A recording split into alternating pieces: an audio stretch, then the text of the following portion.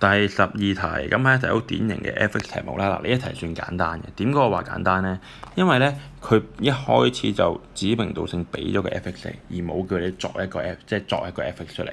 好多時候而家會要你用 quotient， 即係用個除式乘翻個雙式加翻個餘式，可能入邊要用 MX 加 C 去作個 quotient， 然之後先再做到落去嘅。不過今次咧，佢就冇呢個要求，咁所以咧件事咧就會冇咁複雜嘅。咁但係呢題我哋都要識得處理嘅。咁要點樣做呢？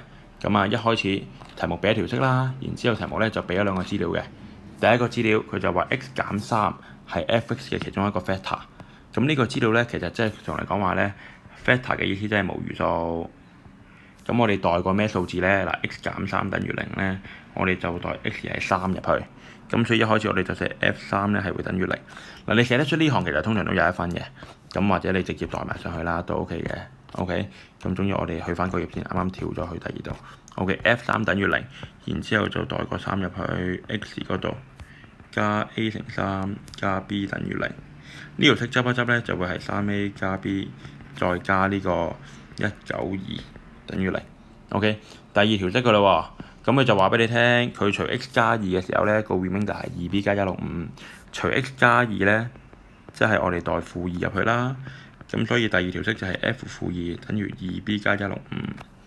OK， 咁所以我哋就會代負2入去啦，4乘負2再乘負2加1嘅 square， 再加 a 乘負2再加 b， 就會等於 2b 加165。前面嗰撇嘢咧，你可以撳機撳咗佢啦。咁你應該咧會撳到係負8嘅，即係負8減 2a 加 b 等於 2b 加165。再執一執條式，你就會撳到負 2a 減 b 減173等於0。OK， 咁然之後咧，你攞呢條式同埋呢條式兩條式聯立方程，你就會計到 A 同 B 噶啦。咁呢個唔再係 section A1 啊，唔需要再寫 step 噶啦，直接撳 program 2嘅1啦，3 1 192負2負1負173。咁你應該咧就會計到兩個都有少少奇怪嘅數字 ，A 係負19。B 係負135，嗱都係整數嘅，不過就大啲咁咯。OK， 咁就咁啦，3分啦。B part 一定係㗎啦，最尾個 part 叫你解呢個方程啊。OK， 問你係咪 at least one irrational root？ 咁我哋寫翻條式先。條式而家其實就係 4x 再 x 加1嘅2次，然之後咧加 ax 即係減19x 啦，再加 b 即係減135就會等於0。咁我哋要爆開佢啦，咁啊先爆咗括弧先啦 ，x 2次加 2x 加1，然之後減 19x 減135等於0。咁啊拆開晒即係 4x 3次，加 8x 2次，減 15x 減135等於0。OK， 咁啊 program 1啦，幫我哋將呢一個3次方嘅嘢去將佢 factorize 啦。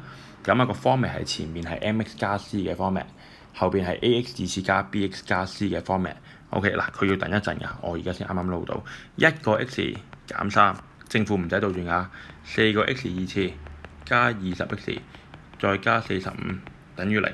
OK， 咁然之後咧，換句話嚟講，你要拆開佢咧，其實即係一係就前邊嗰撇嘢等於0，一係就後邊呢撇嘢等於0。而前面嗰撇嘢就好簡單 ，x 都要3啦。後邊嗰撇嘢咧，撳 formula 01先，4 20 45。math error 喎，math error 即係咧，我哋要點啊？我哋用 delta 去解釋咯。見親 math error 就一定係用 delta 㗎啦。咁啊 b 2次減 4ac， 咁你就會計到係負320，咁啊細個0嚟㗎。嗱，要有條式有個數字啊，然之後仲要寫清楚，所以 4x 2次加 20x 加45等於0咧，係 has no real root 嘅，一定要寫清楚呢一句。個二次方程係一定要有等於0啊，唔可以得條式㗎咋。OK， 跟住我哋再望清楚題目，其實問緊我哋啲乜？佢問我哋呢條式係咪最少有一個 irrational root？irrational root 即係咩意思咧？即係爛數，即係開方嗰啲啊。但係唔係 math error 嗰種啊 ，math error 直情都唔係 real number 嚟嘅。OK， 咁所以咧我哋睇翻啦喎，呢個 x 等於3咧，呢個係 rational number 嚟嘅喎，即係或者佢唔係 irrational 啦。